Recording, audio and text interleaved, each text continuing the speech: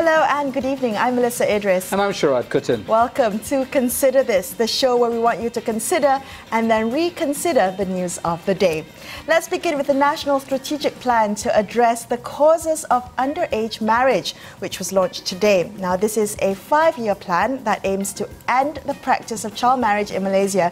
It's got 16 strategies and 58 programs that will be executed by 61 agencies. So that's a lot of agencies that they need to coordinate with. And also perhaps a reflection, Melisa, of the deep complexities involved in this issue. It's not simply about legislating against marriage, underage marriage, but actually recognizing why underage marriage occurs in the first place, where it occurs, the variety of communities that where this practice does in fact emerge, and also to think about the ways in which you can affect social change in a way that's not either damaging or destructive to communities, that recognizes that some deeply held values and practices don't go away so easily. I completely agree, and I think for me this is encouraging, because what this roadmap essentially has done is that it has shown to me that the government has really deep dived into this and identified the real causes that allow for child marriage. Some of the causes, I think they've identified 6 factors that go into this. Poverty, a lack of access to reproductive health education, a lack of access to education itself, or poor school attendance, as well as society's stigma that marriage is the best choice when it comes to solving problems. Also, the issue of loose laws that allow for child marriage, as well as a lack of data, marital data, and divorce rates for underage marriage. Yeah. Also, I think, Melissa, if we cast our mind back to the time in which the Deputy Prime Minister was pilloried, she was criticized heavily for her stance on child marriage, and I think it was a question of tone and a perceived lack of a will to deal with this thing. Inaction, right? Inaction. And I think now, in hindsight, perhaps we should have given the government benefit of doubt, because while putting this roadmap together, it's not like you can announce this, while it's still bare bones. But now they have announced it, and the pros for this, I think that what's heartening here is that the government has a plan and a timeline to work off. It will also allow for civil society groups and the media to monitor the implementation of this, because, as I said, 61 agencies are going to be involved, right? Yeah. The question, of course, is, and I'm no expert on government and its structures, why 61 agencies need to be involved. And so many, because it cuts across. I mean, we're talking about laws, we're talking about JAKIM, Education Ministry, multiple departments. Right. So either that is a sign of the deeply bureaucratic nature of the Malaysian government, or, as we suggested, the complexity of the issue. Then the question arises, and the timeline seems, well, it seems more than the electoral cycle will allow for.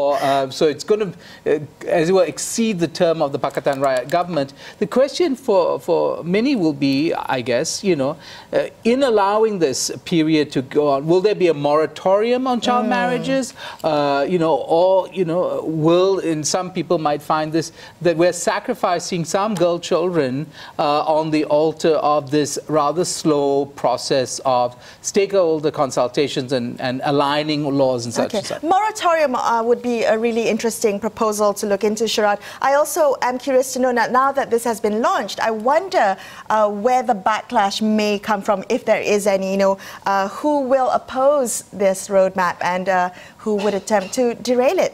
Well, okay, let's take a look at other news. We have the Prime Minister, Tun Dr. Mahathir Mohamad, today occupying the Education Minister's office for the first time since his appointment on January 3rd.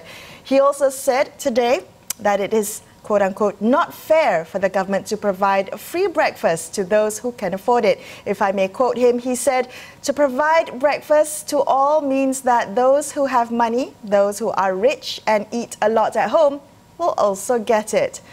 Now, the first phase of the free breakfast program will roll out this Monday at 100 primary schools nationwide.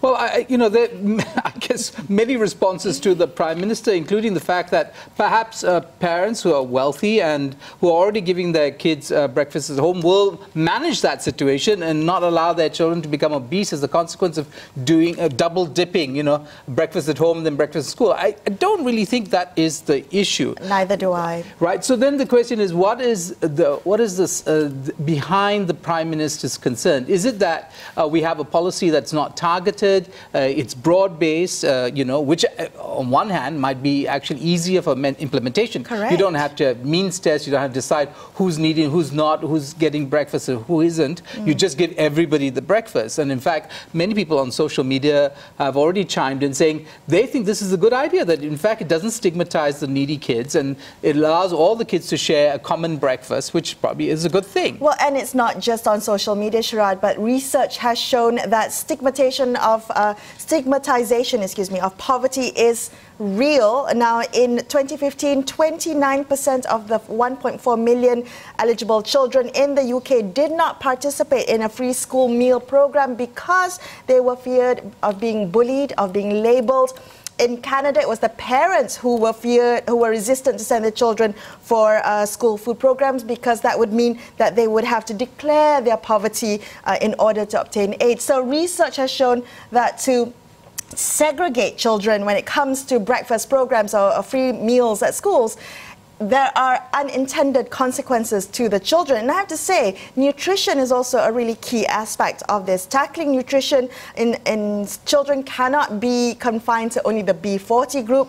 Malaysian children suffer what experts call the double burden of malnutrition, which is you're malnourished or undernourished, undernutrition, and also obese in the same population. So you can't just, the double burden targets happens to all children, so it's not just the B40. And if you take a look at the free program, the free breakfast program, isn't this a wonderful opportunity to instill good eating habits within an entire generation? We could change the eating practices of an entire generation. This is our chance. Well, potentially, right? And I think in the past there have been programs that were well-intentioned, but in many ways under-researched, like, say, for instance, giving milk. I've heard of milk programs where the children are either lactose intolerant or end up taking the milk home for their puppies or kittens. The point is, if it's well thought through, this is a policy that was well-researched, and I believe it was tested out, and you have nutritionists behind it, yes, then this could be good, because we do have a problem. It seems that children are starting their day hungry, and if the intervention can happen, especially in schools, then why not, right? It seems like a good program, the cost of which some people might think it's extraordinary,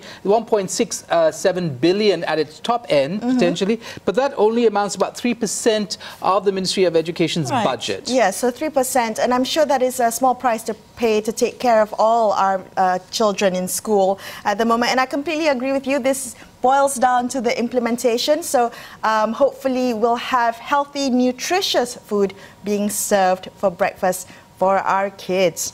All right, we're going to take a closer look at the Malaysian Media Council after this, so make sure you don't go anywhere. We'll be right back after these messages.